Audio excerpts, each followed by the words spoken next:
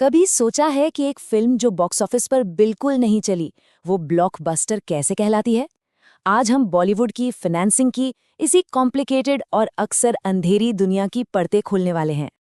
हमारा source material कुछ ऐसे ही सवाल उठाता है। सवाल जो हमें ये सोचने पर मजबूर करते हैं कि पर्दे पर जो दिखता है, क्या वही सच है? देखिए, आज की इन बड़ी बड़ी हेडलाइंस को समझने के लिए हमें थोड़ा पीछे चलना होगा, बॉलीवुड फाइनेंसिंग के इतिहास में, अंडरवर्ल्ड के दिनों से लेकर आज के कॉर्पोरेट राज तक।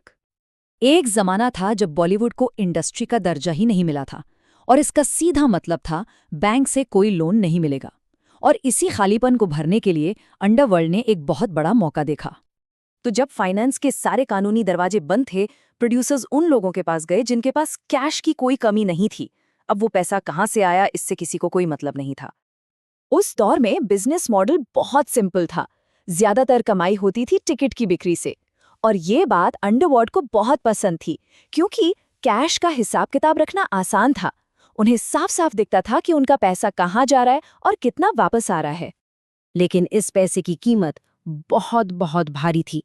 प्रॉफिट में हिस्सा तो जाता ही था, उसके ऊपर से प्रोड्यूसर्स को, डॉन्स को 30% तक का इंटरेस्ट रेट चुकाना पड़ता था। सोचिए, 30%।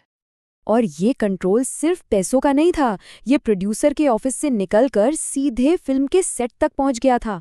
एक्टर्स को बताया जाता था कि उन्हें कौन सी फिल्म करनी है, और ना कहने का तो कोई ऑप्शन ही नहीं था। और जब कोई बात मानने से इनकार करता था, तो उसका अंजाम सरेआम और बेहद खौफनाक होता था। वो दौर ऐसा था कि लोग डर के साए में जी रहे थे। ऋतिक रोशन का ये बयान उस असली खतरे को दिखाता है जिसका सामना उन लोगों ने किया जिन्होंने अंडरवर्ल्ड के सामने झुकने से इनकार कर दिया। ये बताता है कि कंट्रोल बनाए रखने के लिए वो किसी भी हद तक जा सकते थे। फिर आया 1990 का दशक। भारत में आर्थिक उदारीकरण हुआ, और इसके साथ ही बॉलीवुड में कॉर्पोरेट मनी की एंट्री हुई, और इसने इंडस्ट्री का चेहरा ही बदल कर रख दिया।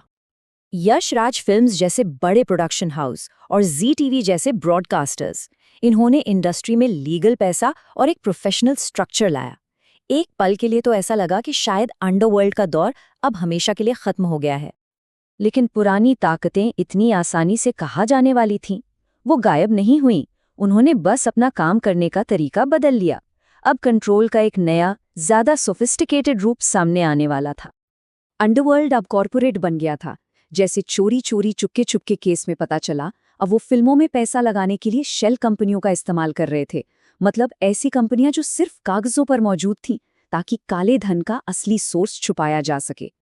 जब अथॉरिटीज ने इस कनेक्शन की जांच शुरू की, तो खौफ का आलम यह था कि पूरी इंडस्ट्री में से सिर्फ एक बड़ी स्टार, प्रीति जिंटा, ने कोर्ट में सच बोलने की हिम्मत दिखाई थी। और इसी बीच इस नई कॉर्पोरेट ताकत ने इंडस्ट्री पर एक अलग तरह की पकड़ बना ली। ये पकड़ अब बंदूक से नहीं, बल्कि कॉन्ट्रैक्ट्स और कानूनी दांवपेच से बनाई जा रही थी। इसका एक क्लासिक उदाहरण है 3 फिल्म डील। इस कॉन्ट्रैक्ट ने स्टूडियोज को नए टैलेंट पर जबरदस्त कंट्रोल दे दिया। यहाँ तक कि अनुष्का शर्मा और रणवीर सिंह जैसे आज के बड़े सितारे भी अपने करियर की शुरुआत में इससे बंधे हुए थे। और फिर आया 2010 का दशक, और स्ट्रीमिंग प्लेटफॉर्म्स की एंट्री हुई। इसने तो जैसे एक बार फिर से पूरा खेल ही बदल दिया। इसने फिल्मों की कमाई का एक बिल्कुल नया दरवाजा खोल दिया, और इंडस्ट्री के पावर डायनामिक्स को पूरी तरह हिला के रख दिया। नेटफ्लिक्स और अमेज़न प्राइम वीडियो, ये इतने बड़े रेवेन्यू सोर्स बन गए कि जो फिल्में थिएटर्स में बुरी तरह पिट गई थी, उन्हें भी एक नई जिंदगी मिल गई। लेकिन इस नए डिजिटल रास्ते ने पैसों के हेर फेर के लिए भी नए और कहीं ज्यादा कॉम्प्लिकेटेड तरीके बना दिए हैं। अब आरोप ये लगते हैं कि बड़े बड़े बजट की आड़ में फर्जी बिलों और नकली खातों के जरिए पैसों का गबन किया जा रहा है। तो गली के गुंडों से लेकर कॉर्पोरेट की एक्सेल शीट्स तक बॉलीवुड फाइनेंसिंग का ये पूरा सफर हमें आखिर बताता क्या है? ये कहानी है अडैप्टेशन की, कि कैसे बॉलीवुड में पैसा हमेशा से ही कंट्रोल का सबसे बड़ा हथियार रहा है। बस उसे इस्तेमाल करने के तरीके बदलते गए हैं, लेकिन पैसे और पावर की वो लड़ाई आज भी ठीक वैसी ही है। हमारा सोर्स एक बहुत ही पावरफुल बात के साथ खत्म होता है।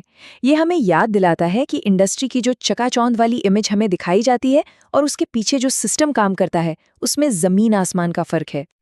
शायद अगली बार जब हम कोई ब्लॉकबस्टर फिल्म देखें, तो ये एक जरूरी सवाल है जिस पर सोचना चाहिए।